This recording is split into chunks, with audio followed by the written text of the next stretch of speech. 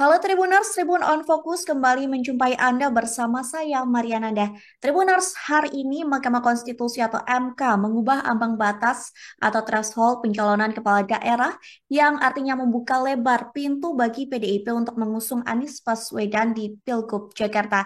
Namun PDIP sendiri menegaskan akan mengusung Anies Baswedan jika bergabung menjadi kadernya. Lantas, apakah kemungkinan Anies menerima syarat tersebut? Jikapun tidak ada, apakah ada strategi lain dari PDIP untuk berkompetisi di Pilgub Jakarta? Hari ini kita akan membahasnya bersama dengan pengamat politik Emrus Sihombing. Kita sapa terlebih dahulu di sana yang sudah tersambung melalui panggilan Zoom. Selamat malam, Bang Emrus. Selamat malam Mbak Nanda, tepatnya pengamat komunikasi politik Emrus Sihombing. Pengamat komunikasi politik.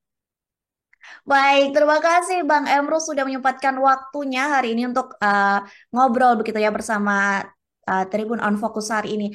Bang Emrus, hari ini MK sudah mengubah ambang batas begitu ya. Sebagai pengantar, kami mau minta pendapat dari Bang Emrus sendiri melihat putusan MK hari ini yang tentunya saja mewarnai kontestasi Pilkada 2024 ini.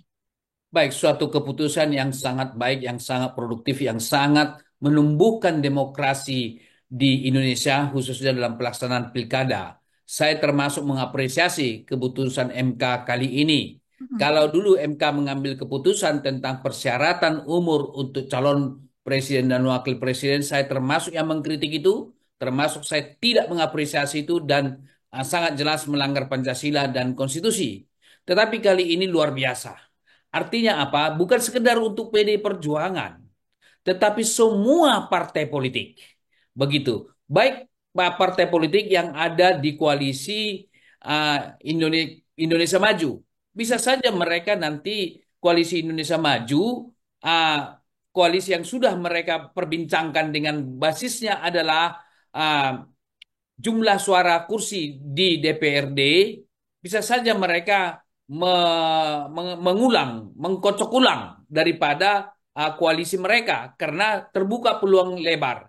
Yang dilihat adalah jumlah suara sah dan boleh suara sah itu yang dimiliki oleh yang tidak punya kursi di DPRD.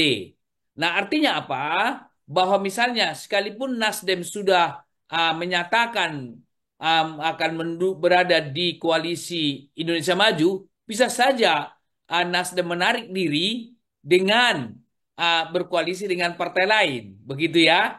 Jadi ini sangat terbuka dan koalisi yang sudah dibangun belakangan ini atas dasar jumlah kursi di DPRD bisa itu menjadi diri koalisi lagi karena ini adalah saya pikir keputusan yang sangat demokratis. Saya terus terang mengatakan bahwa keputusan ini berbasis kepada kedaulatan ada di tangan rakyat, bukan di tangan DPRD. Gitu. Nah kan dibilang jumlah suara sah. Berarti yang berdaulat adalah rakyat.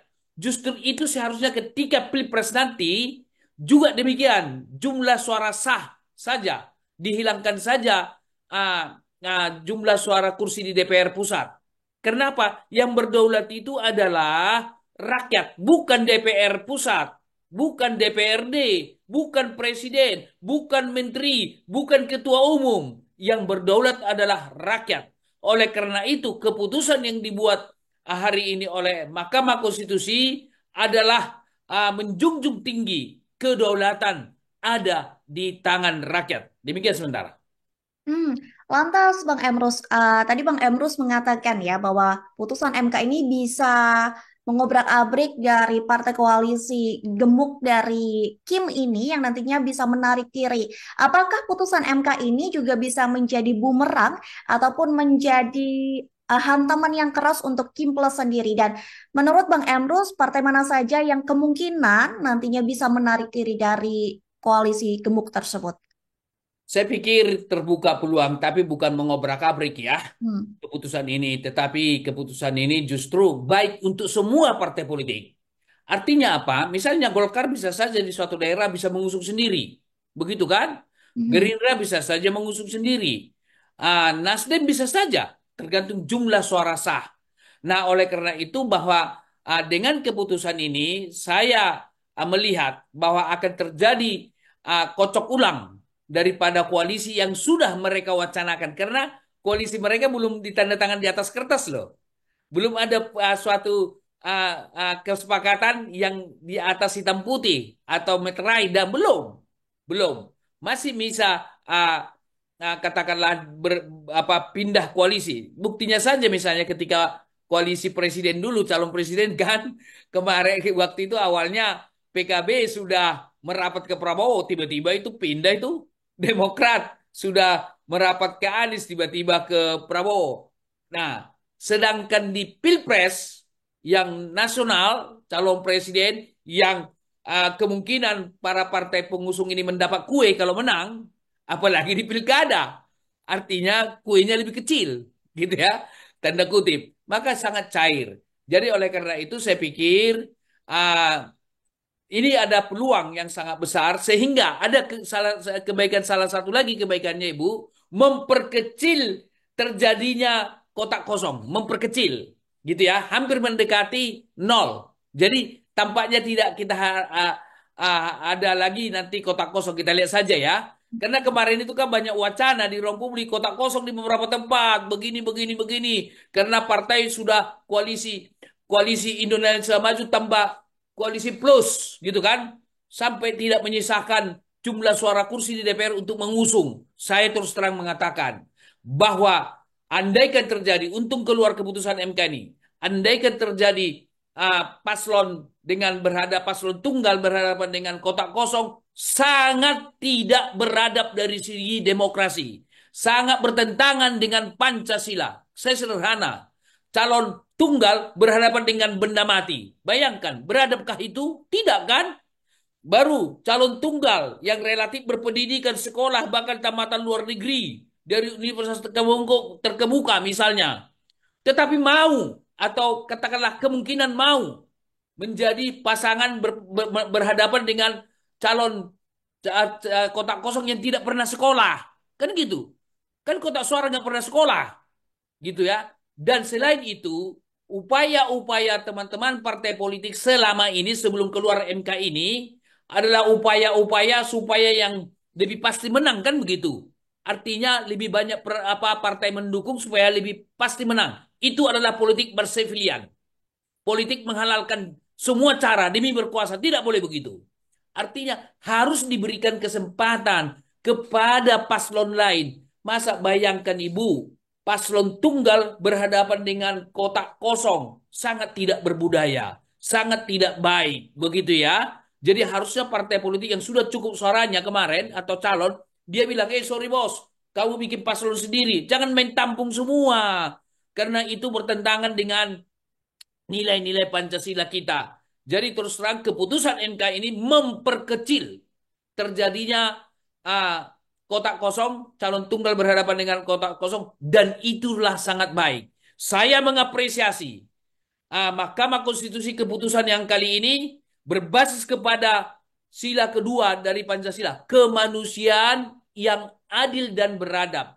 Kemanusiaan yang adil, kemanusiaan yang beradab, kemanusiaan yang adil.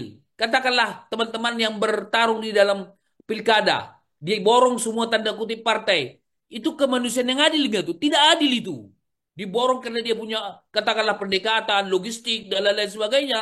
Tidak adil. Berikan kesempatan kepada masyarakat karena setiap warga negara punya hak untuk dipilih dan memilih. Jangan karena dia punya katakanlah pengaruh atau boleh jadi punya logistik gitu ya atau yang bisa kita kenal sebagai karena dia punya isi tas lalu diborong itu partai isi tas apa isinya nggak tahu saya kira demikian sementara. Baik, Bang Emrus, setelah putusan MK ini yang menjadi trend center sebenarnya adalah PDIP dan Anies Baswedan begitu ya. Tapi sebelum membahas hubungan antara PDIP dan Anies Baswedan, menurut Bang Emrus sendiri nantinya siapakah sosok atau peluang yang akan diusung oleh PDIP di Pilkada Jakarta ini, Bang? Saya pikir PDI Perjuangan menurut pengamatan saya Hmm. gitu ya bahwa PDI Perjuangan adalah partai yang lebih ideologis dari partai lain. Di Indonesia menurut saya ada dua partai yang lebih ideologis yaitu PDI Perjuangan dan PKS. Selain itu menurut pandangan saya kira di bawah PD, di bawah PKS dan tingkat ideologisnya. Artinya partai-partai ini lebih cair, gitu ya. Buktinya sederhana. PKS sama PD kan siap untuk oposisi kan, Mhm. gitu. Tapi partai lain, ada partai tertentu udah kalah dalam pemilu atau pilpres, menempel terus dia.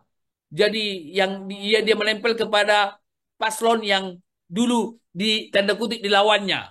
Tapi PDI sama PKS adalah partai yang lebih ideologis. Oleh karena itu, saya pikir adalah ini kesempatan bagi PKS sebagai partai ideologis mendukung Anies. Jangan masuk ke koalisi Kim, gitu loh. Karena memang nilai-nilai katakanlah religius nasionalis, artinya ciri daripada Anies ada pada PKS, PKS juga ada pada Anies. Jadi itu lebih homogen gitu ya. Nah, oleh karena itulah maka dua partai ini saya pikir yang lebih ideologis. Oleh karena itu, dua partai ini akan mengusung calon-calon yang lebih ideologis dan mengedepankan kadernya. Jadi oleh karena itu saya kira sangat wajar kalau Anies misalnya maju dari PD Perjuangan, tidak ada salahnya masuk kader PD Perjuangan, punya KTA gitulah, kartu tanda anggota. Jadi kalau Anies Baswedan tidak punya kartu tanda anggota, Ibu, terus terang saya melihat lebih mudah dirayu lalu ditinggal. Ya kan ada itu kau yang mulai, kau yang mengakhiri kan? Kemarin itu kan PKS sudah mau mengusung Anies kan, tiba-tiba pindah ke Kim kan gitu. Nah, jadi saya menyarankan kepada Anies, bagaimanapun Anies adalah sudah tokoh nasional dan politician, dan yang menurut saya sangat bagus, masuklah menjadi KTA. Andaikan saya politician, mungkin saya sudah masuk partai. Tapi karena saya akademisi, ya saya belum masuk partai lah saya sebut ya. Anies sebagai suka tidak suka, Anies itu sudah politician kelas kelas kelas hebat lah di Indonesia, bukan kelas nasional lagi, di elit politis Indonesia. Jadi tidak ada salah. Saya menyarankan kepada Bung Anies, udah daftar aja ke salah satu partai. Jadi anggota KTA, apakah di PKS atau di PD. Menurut saya, dua partai ini yang lebih tepat bagi Anies dibanding partai-partai lain. Karena apa? Anies termasuk sosok yang punya ideologis. Jadi dia cocok menjadi kader PKS atau kader daripada PD Perjuangan, sehingga andaikan dia kader dari PD Perjuangan, jumlah suara sah karena bukan jumlah kursi, saya kira akan lebih uh, mendekati untuk diusung dibanding dengan KTA daripada katakanlah partai-partai lain. Saya kira PKS juga jumlah kursi di DPRD-nya cukup mengusung. Dengan kata lain, analogi saya bahwa jumlah suara sah di DKI bisa saja mengusung dia sendiri, gitu kan? Tetapi saran saya masuklah menjadi KTA, kartu tanda anggota dari partai, dan maju dari partai di mana dia menjadi anggota. Demikian.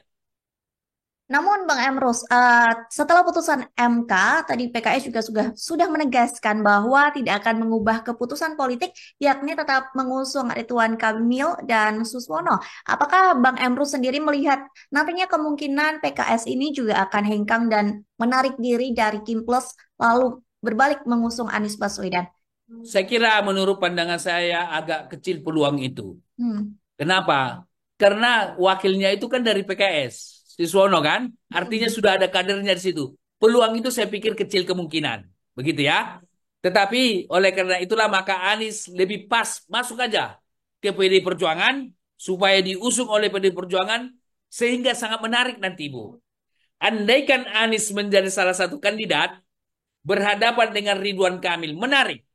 Sama-sama mempunyai leadership, quality, dan juga kemampuan manajerial. Ini menarik. Tokoh yang sangat hebat. Hanya saja berpeluang dimenangkan di DKI adalah kalau Anies maju. Kenapa? Karena dia gubernur di situ, sudah dikenal Jakarta, dan sudah merasakan pembangunan yang dilakukan. Jadi tidak omon-omon lagi, gitu kan? Nah, beda dengan Ridwan Kamil. Idealnya Ridwan Kamil ini maju periode kedua di Jawa Barat.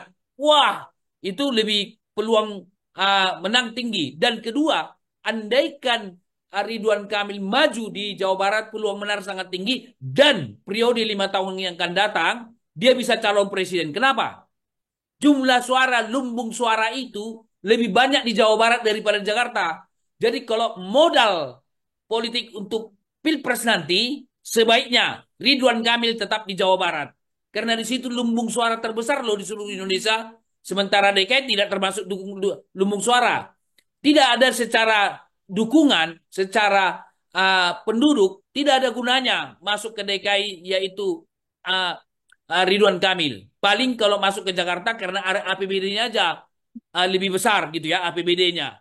Ya kan? Karena sekitar hampir 80% perputaran uang di Indonesia ada di Jakarta. Itu saja. Tapi kalau memang investasi untuk Pilpres, sebaiknya saya menyarankan Ridwan Kamil maju di Jawa Barat saja, bukan di Jakarta. Sementara masuk ke Jakarta nanti berhadapan dengan Anies, gitu, peluang menang saya pikir lebih besar dimiliki oleh Bung Anies dibanding dengan Ridwan Kamil di Jawa Barat. Siapapun lawannya, peluang menang adalah Ridwan Kamil dan punya modal politik dari sudut jumlah suara, dari sudut lumbung suara untuk menjadi calon presiden di 2029. Demikian. Tadi Bang Emrus sempat mendorong begitu ya untuk Anies mendapat KTA dari PDIP agar bisa diusung di Pilgub Jakarta ini. Tapi menurut Bang Emrus sendiri sejauh pengamatan Bang Emrus sebagai pengamat komunikasi politik, apakah kemungkinan Anies berkenan menjadi kader PDIP Bang? Dan kalaupun iya, apakah memang Anies ini menjadi senjata dari PDIP untuk mengalahkan Ridwan Kamil di kontestasi ini? Baik, pertama kita bicara dulu KTA masuk partai gitu ya. Saya melihat ada kesamaan PD Perjuangan dengan Anies. Anies termasuk sosok yang ideologis loh Ibu. Kita harus jujur. PD Perjuangan adalah partai yang lebih ideologis daripada partai lain. Gitu ya. Jadi sesama punya garis ideologis. Saya kira itu ada homogenitas. Dibanding Anies masuk ke partai yang pragmatis itu, nggak usah aku sebut lah. Kalau aku sebut nanti nama partainya, dibilang saya nanti, wah, saya akan dikritik. Bukan, kami bukan pragmatis. Sederhana untuk melihat partai yang pragmatis. Sudah kalah bergabung dengan kekuasaan. Itu pragmatis, nggak usah aku sebut lah. Gitu kan? Nah, Baik. sementara PD Perjuangan adalah menang jadi apapun jadi di kekuasaan, kalah menjadi di oposisi, yaitu ketika SBY 2 periode kan PD di luar kekuasaan kan. Nah, itulah garis ideologis. Nah, saya melihat Anies itu ada di posisi itu. Jadi seseorang yang punya ideologis, partai yang punya ideologis itu lebih homogen ketika mau. Nah, pertanyaan, apakah Anies mau? Menurut pandangan saya, kalau dia sungguh-sungguh ingin menjadi pemimpin bangsa ini, berangkatlah dari partai politik. Kalau bukan dari partai politik Ibu, nanti seperti yang terjadi, kau yang memulai, kau yang mengakhiri kan? Kemarin ada partai yang mendukung dia, sekarang ditinggal dia. Iya, jadi mendingan lebih baik apa? Ya nikahkan saja. Kan ibu seperti remaja kan, berteman terus bisa tiba-tiba putus kan? Ya sudah, nikahkan saja. Begitu, supaya ada suatu ikatan psikologis, ada ikatan sosiologis, ada ikatan antropologis, ada ikatan ideologis. Itu lebih baik. Nah, pertanyaan kita apakah Anies dibuat sebagai untuk katakanlah senjata bagi PD Perjuangan? Saya kira tidak. Bagi PD Perjuangan masih banyak alternatif-alternatif lain yang boleh jadi diusung. Misalnya, Ahok, salah satu kandidat yang luar biasa, gitu ya. Hanya saja diisukan dulu karena apa namanya omongannya kan begitu. Saya kira ketika dia di sekolah di apa tanda kutip sekolah ya di Makobrimob ya sekolah saya kira sudah sangat matang. Saya melihat ada perubahan itu, gitu ya. Walaupun perdebatan itu akan tinggi waktu itu. Nah, Ahok salah satu kandidat, gitu ya. Saya kira masih ada nggak kandidat PD Perjuangan yang luar biasa, gitu ya, yang dari suku kapabilitas dan integritas. Yaitu apa? Misalnya, menurut catatan saya, Risma itu kandidat PD Perjuangan. Baru kemudian coba dicek dulu Menteri PUPR apakah kandidat PD Perjuangan. Nah, andai kan itu kandidat KTA PDI Perjuangan, itu saya kira sangat bagus itu menjadi kandidat untuk dicalonkan. Misalnya, ada lagi kader PDI Perjuangan, yaitu Andika Perkasa. Iya kan, mantan Panglima, dia sudah KTA, saya tahu informasi itu. Dia sudah punya masih banyak, banyak, banyak. Oleh karena itu saya pikir bukan berarti Anies sebagai suatu yang dibuat untuk ujung tombak banyak.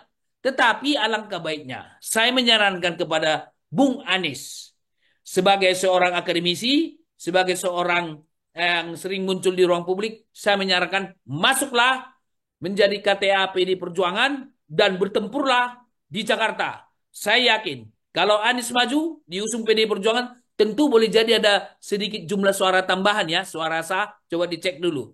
Mungkin misalnya koalisi dengan katakanlah P3 dengan partai-partai lain gitu ya. Nah, katakanlah partai lain misalnya sehingga jumlah suara sah bisa terpenuhi. Wah, kalau itu terjadi Ibu, saya kira kita bangga pertarungan antara tanda kutip dua raksasa yang hebat, yaitu Anies sama Ridwan Kamil. Saya kira suatu hal yang hebat. Hanya saja kalau kita bicara kategori wilayah, Ridwan Kamil adalah Jawa Barat karena memang dia di sana Anies adalah daerahnya adalah Jakarta. Secara logikal, ketika orang bertarung di daerahnya, peluang untuk menang justru orang yang ada dari daerah. Kebetulan Anies berhasil membangun Jakarta, Ridwan Kamil berhasil membangun Jawa Barat, tapi belum pernah membangun Jakarta. Kan begitu? Jadi itu yang perlu dipertimbangkan. Dan kedekatan Bung Anies, saya pikir sangat luar biasa dengan masyarakat. Menurut catatan saya, beliau kan membangun museum Islam kan di daerah Jakarta Barat sana yang sangat bagus. Itu sangat fenomenal. Demikian. Baik, lantas jika memang nantinya begitu ya, Anies mendapat KTA dari PDIP dan diusung oleh PDIP menjadi calon gubernur di Jakarta, kira-kira menurut Bang Emru sendiri, siapa pasangan atau pendamping yang akan dicalonkan bersama dengan Anies untuk maju di Pilgub Jakarta ini? Baik, bisa saja nanti pasangannya dengan koalisi partai lain dengan jumlah suara. Coba dicek dulu Ibu. Saya pikir dalam konteks kontestasi bisa saja kita atau partai itu mengusung kadernya. Tetapi tidak boleh juga melupakan kalau andai kan ada berkoalisi partai-partai lain yang punya jumlah suara. Boleh jadi tidak punya kursi di DPRD, tapi ada jumlah suara di katakanlah di jumlah suara sah atau ada kursinya sedikit tapi tentu otomatis ada jumlah suara. Ini akan disatukan. Nah, lalu siapa wakilnya? Mhm. Dan itu bisa dimusyawarahkan oleh partai-partai pengusung yang ada jumlah suara yang sah itu. Termasuk partai-partai yang tidak masuk ke Jakarta kan, boleh jadi ada suara. Nah, biarkan itu nanti diwacanakan. Yang paling pasti sebenarnya yang paling bagus itu kita tahu dulu siapa calon gubernurnya. Gitu ya. Karena di session kepemimpinan itu kan di tangan gubernur, bukan wakil gubernur. Gitu ya. Tetapi karena undang-undang harus mewajibkan ada wakilnya, ya tentu wakilnya yang dimusyawarahkan saja dengan sesama partai lain yang mengusungnya nanti. Tetapi kalau so boleh saya mewacanakan, andaikanlah Anies sudah masuk calon dari PDI Perjuangan dengan satu atau dua partai lain yang suaranya uh, sah di DPR di DPR di Jakarta, bisa saja nanti pasangannya itu adalah sosok-sosok yang punya nama. Disepakati. Kalau boleh sih kader partai juga, kader partai yang lain gitu ya. Disepakati saja. Sehingga nanti mereka akan berkompetisi. Kenapa? Sebenarnya kompetisi yang paling kuat itu adalah sesama calon gubernur, sesama calon presiden misalnya. Ya, ada supporting ya. Calon wakil ada supporting ya. Tapi tidak begitu signifikan. Oleh karena itu siapapun calonnya. Tapi andaikan saya memberikan saran supaya lebih pasti memenangkan, tidak ada salahnya Anies berpasangan dengan tokoh perempuan Indonesia. Dengan masuknya wakilnya tokoh perempuan Indonesia, saya pikir bisa menggait suara pemilik suara para perempuan-perempuan Indonesia, ibu-ibu dan lain-lain sebagainya, atau remaja. Saya kira itu perlu dipertimbangkan Sosok-sosok tokoh-tokoh perempuan di Indonesia saya kira banyak sekali yang sangat-sangat hebat. Misalnya, bisakah Anies berpasangan dengan Sri Mulyani? Wah, dengan kesepakatan partai pengusungnya, Mhm. luar biasa kalau itu terjadi. Karena Sri Mulyani kemampuannya, saya terus terang, mungkin dia tidak mau mengakui. Beliau kalau ditanya, ah, aku manusia biasa saja. Tapi dia luar biasa. Bagaimana dia menangani ekonomi kita dengan kondisi COVID dan lain-lain sebagainya. Kalau itu dipasangkan tentu kesepakatan partai politik, lebih pasti lagi memenangkan pilkada. Tentu uh, uh, apa siapa Sri Mulyani bukanlah orang yang haus kekuasaan, tetapi didekati saja demi demi warga. Jadi diperlukan tokoh perempuan yang mumpuni mendampingi Anies menjadi wakil gubernur. Wah, kalau itu pemikiran itu mudah-mudahan acara kita didengarkan oleh partai-partai atau PD Perjuangan lah, karena kemungkinan PD akan bisa mengusung. Saya kira sangat luar biasa. Saya menyarankan kepada PD Perjuangan, andaikan Anies diusung, saya menyarankan pasangannya adalah Sri Mulyani atau seperti setingkat Sri Mulyani kemampuannya. Demikian. Baik Bang Emrus, tadi yang kita bicarakan adalah jika Anies menerima atau mau berkenan menjadi kader PDIP dan diusung oleh PDIP begitu ya. Tapi bagaimana jika Anies ternyata kita berandai-andai, bagaimana jika Anies ternyata tidak berkenan ataupun menolak untuk menjadi kader PDIP yang artinya juga kemungkinan tidak akan diusung oleh Partai Kepala Banteng ini untuk maju ke Pilgub Jakarta. Menurut Bang Emrus sendiri, apa kemudian langkah atau strategi yang akan dilakukan PDIP untuk berkompetisi di Pilgub Jakarta ini? Baik. Ada dikenal dengan lobby-lobby politik, Hmm. komunikasi panggung belakang, komunikasi private. Itu bisa saja titik temu itu. Bisa saja misalnya Bu, Anies sekarang katakanlah tidak begitu katakanlah mau gitu ya. Tapi dengan penjelasan-penjelasan, dengan lobby-lobby, kan bisa jadi mau. Karena itulah peran komunikasi. Dari orang yang benci ke kita bisa jadi sayang nggak Bu? Ya kan? Dari Ya. kita tidak senang produk tertentu menjadi senang. Kalau Ibu tahu Hmm. komunikasi pemasaran. Hmm. Mohon maaf, kita kan tidak kenal pasangan kita dulu. Tapi karena berkomunikasi, wah pokoknya kamu deh temanku sehidup semati misalnya. Jadi artinya bahwa seandainya pun sekarang tidak ada, tapi lakukanlah pendekatan, berikanlah penjelasan-penjelasan, dan kemudian peluang itu saya melihat masih terbuka. Karena hubungan antar manusia, menurut teori social penetration teori, yaitu bahwa bisa saja mula-mula sangat renggang, kau aku gitu kan. Hmm. Lama-lama kita bisa terjadi. Kenapa? Anies adalah manusia. PD Perjuangan adalah juga manusia di dalamnya. Gitu ya. Yang sedangkan berperang saja Bu, kita lihat perang suatu negara dengan perang lain, bisa nggak gencatan senjata? Gitu kan? Bisa jadi. Kemudian jadi damai mereka. Kemarin kan kita dulu bertikai dengan tim-tim kan? Sekarang Hmm. tim jadi sahabat kita. Itu hal yang wajar. Jadi saya masih melihat peluang itu masih terbuka lebar dan bisa itu dibicarakan dalam paling lambat 24 jam ini karena hubungan antar manusia Bu secara teoritikal bukan waktu lamanya tapi kualitas hubungannya. Kan begitu Bang? Kan begitu Ibu ya? Hmm. Jadi kalau misalnya relasi ibu kepada anaknya bukan harus tiap hari digendong, tetapi kualitas hubungan itu yang paling. Nah, bisa nggak pertemuan malam ini dengan kualitas hubungan sehingga ada kesepakatan di antara mereka? Misalnya kesepakatan menjadi anggota dan diusung. Kalau menurut saya, kalau kita bicara teori cost and reward, ya kan? Ah, apa namanya keuntungan yang diperoleh. Nah, misalnya kalau dua-duanya jadi misalnya Anies menjadi KTA, untung nggak Anies, untung nggak PDI Perjuangan. Dan Anies menjadi calon karena Anies melihat peluang dia menang yang dihadapi kan Ridwan Kamil. Ya untung nggak? Karena relasi antar manusia ketika ada di situ saling menguntungkan Ibu, ya kan pasti relasi itu makin dekat. Jadi saya melihat ada yang diuntungkan. PD Perjuangan diuntungkan dengan adanya anggota KTA Anies yang sudah tokoh nasional, Hmm. baru kemudian Anies berpeluang secara di lapangan menang dan dicalonkan oleh PD, karena kalau tidak ada partai mencalonkan nggak mungkin, karena independen nggak mungkin lagi Anies mengurusnya kan. Nah, Hmm. saya kira ada di sini dinamika saling menguntungkan. Karena di sini saling menguntungkan, maka peluang itu besar terjadi. Baik, Bang Emrus, apakah nantinya juga PDIP ini dengan putusan MK hari ini begitu ya? Apakah PDIP bisa menggoyang Kim Plus yang sudah mendeklarasikan Ridwan Kamil dan Suswono? Siapapun nanti sosok yang akan diusung oleh PDIP? Bagaimana? Boleh diulang? Apakah nantinya menurut Bang Emrus, PDIP ini bisa menggoyang atau mengalahkan dari Oh, koalisi Kim Plus yang sudah mendeklarasikan Ridwan Kamil dan Suswono, baik nanti PDIP mengusung Anies Baswedan ataupun sosok yang lain?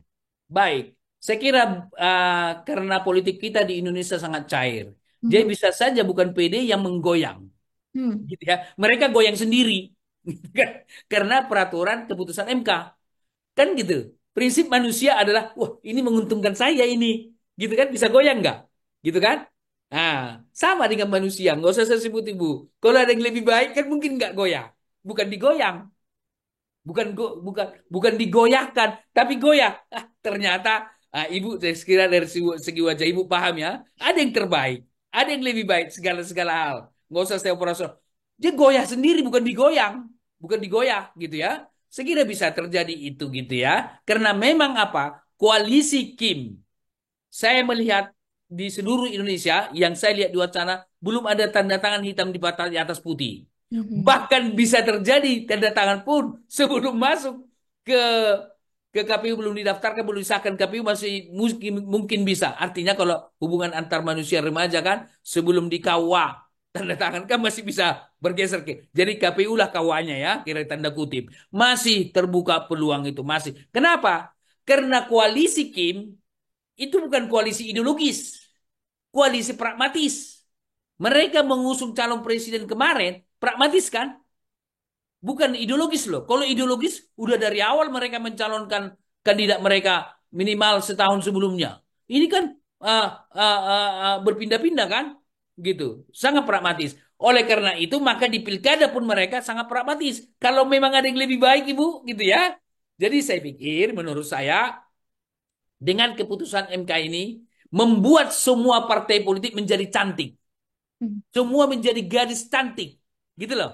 Lo nggak mau sama saya nggak apa-apa. Masih ada teman lain kan gitu. Jadi gadis cantik semua. Jadi oleh karena itu saya melihat keputusan MK ini keputusan yang baik, keputusan yang baik untuk semua partai, terutama partai-partai yang senang dengan demokrasi.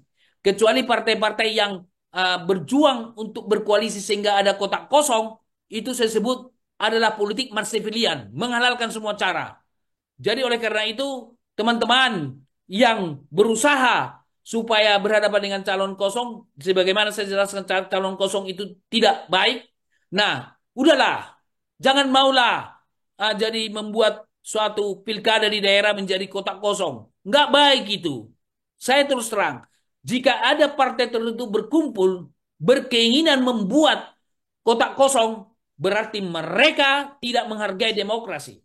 Mereka tidak mengedepankan kedaulatan di tangan rakyat. Kenapa? Karena sudah tanda kutip sudah dirangkul semua dengan apa namanya kepentingan-kepentingan atau bertukar kepentingan kan, sehingga mereka menyatu sehingga menjadi kotak kosong yang saya kritisasi itu, yaitu kotak kosong ibu tidak bernyawa. Padahal kalau misalnya ada ada paslon lain kan manusia sama manusia kan Ibu, dia Mhm. punya visi misi program dan lain. Kotak kosong nggak punya Bu, gitu kan nggak punya. Masa berhadapan orang hebat, masa seorang Ridwan Kamil yang sudah hebat berhadapan dengan kotak kosong, kan malu terus terang kalau ada kotak kosong dihadapi oleh Ridwan Kamil, andaikan tidak ada keputusan ini Bu, saya terus terang mengatakan malu buat Ridwan Kamil berhadapan dengan kotak kosong, gitu ya. Kalau dia menang malu juga karena berhadapan dengan benda mati loh. Apalagi kalah lebih malu lagi. Jadi oleh karena itu janganlah ada kotak kosong di seluruh Indonesia. Jadilah petarung satria, jadilah mereka saling kritisasi visi dan misi program. Mereka kan ada perdebatan nanti. Sehingga mereka ketika perdebatan nanti, sehingga yang diuntungkan siapa Bu kalau mereka berdebat atau mengadu program? Rakyat yang diuntungkan. Ada kata orang bijak Ibu. Begini, ketika besi sama besi bergesekan, maka akan saling menajamkan. gitu kan? Jadi mereka coba bayangkan calon tunggal, sementara ini kotak kosong berhenti diam aja itu kayak batang pisang gitu kan? Ya kan tidak bergesekan kan? Di gerakan itu nggak ada bergesek. Jadi ini pun tidak tajam kan? Nah, kalau kelompok ini ada manusia, ada manusia, nah mereka bersaing, berkritik, dan lain-lain, saling bergesekan, maka saling menajamkan. Di situ filosofisnya. Jadi saya mengambil sikap sebagai seorang akademisi, termasuk yang menolak daripada pilkada kotak kosong karena itu bertentangan dengan kedaulatan ada di tangan rakyat, bertentangan dengan nilai-nilai demokrasi Pancasila yang berbasis kepada demokrasi keberadaban, sila kedua dari Pancasila. Demikian. Baik Bang Emros, sebagai closing statement juga kami mau minta pendapat dari Bang Emros atau menurut pengamatan Bang Emros sendiri, bagaimana dunia politik terutama menjelang Pilkada 2024 ini, akankah ada kejutan-kejutan lagi yang akan hadir di tengah Pilkada 2024 ini setelah putusan MK hari ini? Baik, saya pikir di Indonesia, Ibu, kejutan-kejutan itu akan selalu ada. Kenapa? Sederhana jawabnya. Karena dalam konteks kontestasi pilkada, pileg, pilpres, itu Mhm. dasarnya adalah uh, apa? Dasarnya adalah pragmatis. Maka otomatis mudah cair. Maka anomali, gitu ya. Tidak ada yang pasti. Maka kejutan akan muncul. Bukankah kemarin Pilpres kita ada kejutan-kejutan kan? Salah satu kejutannya adalah bahwa MK mendapat sanksi pelanggaran etika. Itu kejutan. Baru KPU kita. Kejutan lagi. Karena apa? Mereka juga artinya KPU 3 kali melanggar etika. Bahkan ketua ketua KPU-nya apa itu namanya? Tindakan asusila. Kenapa? Tidak berintegritas, gitu loh. Orang tidak beretika atau institusi tidak beretika itu adalah tidak berintegritas. Sepanjang politik kita tidak berintegritas, sepanjang itu kejutan-kejutan akan ada. Jadi ke depan saya memperkirakan masih akan ada kejutan-kejutan, hanya saja menurut pandangan saya, kalaupun muncul kejutan-kejutan, biarlah kejutan-kejutan yang untuk kepentingan rakyat. Bukan kejutan-kejutan yang tidak kedaulatan di tangan rakyat. Misalnya kejutan masih dipaksakan terus. Ada calon tunggal, ada kotak kosong di beberapa daerah misalnya, masih dipaksakan karena jumlah suara bisa saja ditarik terus begitu ya. Didekati semua partai di daerah sehingga tidak ada lagi calon lain misalnya. Bisa saja. Nah, itu kejutan yang menurut saya yang tidak berintegritas partai-partai tersebut. Jadi kejutan itu bisa terjadi, dipaksakan terus. Karena apa? Mereka akan menghalalkan partai-partai yang demikian, menghalalkan yang penting menang. Yang penting satu calon tunggal. Ayo, sekarang kita misalnya calon tunggal kita dengan keputusan MK agak agak kurang ini, rangkul lagi yang lain, rangkul. Kalau merangkul Ibu, seseorang atau partai lain dirangkul Ibu, tidak ada yang gratis kan Ibu, tidak ada makan siang yang gratis, gitu ya. Jangankan partai politik. Kita berrelasi dengan manusia lain tidak ada yang gratis, Ibu. Ketika kita remaja, mohon maaf, kita pacaran dulu mana ada yang gratis. Paling tidak makan bakso bayar masing-masing. Begitu kan? Saya kira itu realistis dalam politik. Jadi oleh karena itu kejutan-kejutan itu akan terjadi. Hanya dua kemungkinan. Kejutan untuk kedaulatan ada di tangan rakyat bagus sekali.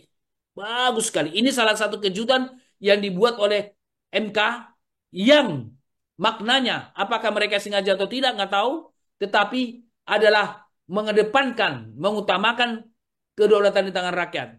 Nah, kemarin kejutan dibuat MK pelanggaran etika itu umur itu menurut saya kejutan yang tidak orientasi kepada rakyat. Kenapa? Melanggar Ibu. Keputusan MK itu kejutan loh itu, melanggar Pancasila. Saya mau buktikan, ya. Ketika itu kan hanya boleh kepala daerah kan Ibu, ya Mhm. kan? Keputusan itu hanya untuk kepala daerah di bawah. Harusnya diputuskan untuk semua warga negara Indonesia. Dosen boleh dong.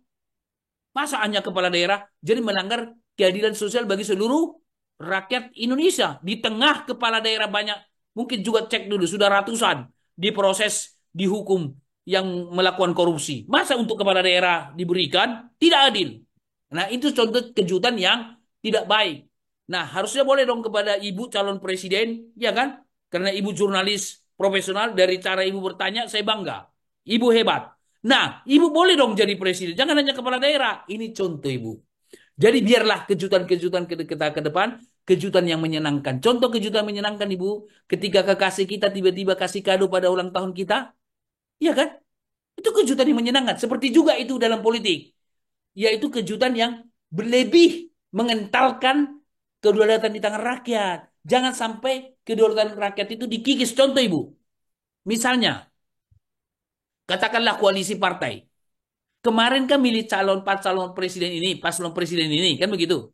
Tiba-tiba berkoalisi dengan paslon yang tidak dipilih oleh rakyat. Itu memperjualbelikan suara rakyat itu. Harusnya tanya, rakyat, kemarin kau pilih aku kan dengan calon ini, kalah. Boleh nggak aku pindah? Enggak, langsung pindah. Pindah berkoalisi dengan partai lain tanpa ditanya rakyat. Itu contoh adalah memperjualbelikan suara rakyat. Nah, itu menurut saya kejutan yang tidak baik. Biarlah kejutan-kejutan yang orientasi kepada kedaulatan rakyat dan berbasis kepada demokrasi substansial dan demokrasi Pancasila. Pancasila suatu ideologi yang paling bagus. Bukankah pernah Ibu Sekjen PBB ketika datang ke Indonesia memuji Pancasila kita kan?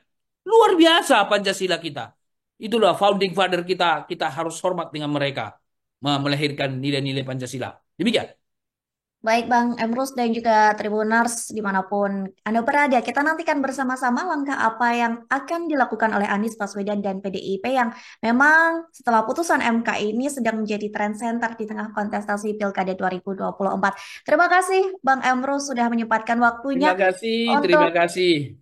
ngobrol bersama kami. Semoga kita bisa berbincang di lain kesempatan. Terima kasih Bang Emrus, sukses selalu, sehat selalu.